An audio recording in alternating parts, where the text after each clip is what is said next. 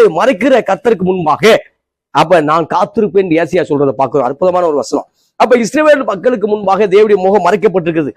ஆமா, யாக்கோபின் பிள்ளைகளுக்கு தேவனுடைய முகம் மறைக்கப்பட்டிருக்கு. இப்ப சொல்லும் போது ஏசியா சொல்றாரு, அப்படிப்பட்ட முகத்தை நான் என்ன செய்ய போறேன், தேடுவேன். இந்த காலை வேளையில நாம் இயேசுவின் முகத்தை தேடுவோம். ஒருவேளை அது மறைக்கப்பட்டது போல இருக்கலாம். நம்முடைய பாவத்தை வருந்தும் பொழுது, ஆமா, சில காரியத்துக்கு ஆண்டவரே உண்மை நம்பாம நான் வேற ஒரு காரியத்துக்கு முக்கியத்துவம் கொடுத்துட்டு ஆண்டவரே என்னை மன்னின்னு சொல்லி ஒப்புரவாகும் பொழுது தேவனுடைய முகத்தை நம்ம என்ன செய்ய முடியும், நோக்கி பார்க்க முடியும். தேவனுடைய முகத்தை அவர் காண்பிப்பார்.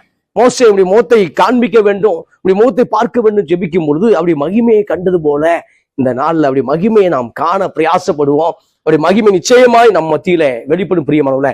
எனவே அவருடைய முகத்தை தேட பிரயாசப்படுவோம். அப்ப யாக்கோபுலாம் தேவனை தேடினார்கள், அவருடைய முகத்தை தேடினார்கள்.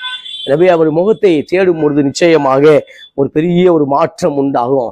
எனவே அவர் வல்லமையை நாடுங்கள், அவர் சமூகத்தை நித்தமும் தேடுங்கள். ஆமா, நேற்று தேடினேன் இன்னைக்கு தேட மாட்டேன் அப்படி இல்லை. டெய்லி தேடும் பொழுது ஒரு பெரிய அற்புதத்தை நாம் பெற்றுக்கொள்ள முடியும். எனவே கர்த்தர் இந்த நாள் உங்களோட கூட இருந்து பெரிய காரியங்களை செய்வாராக.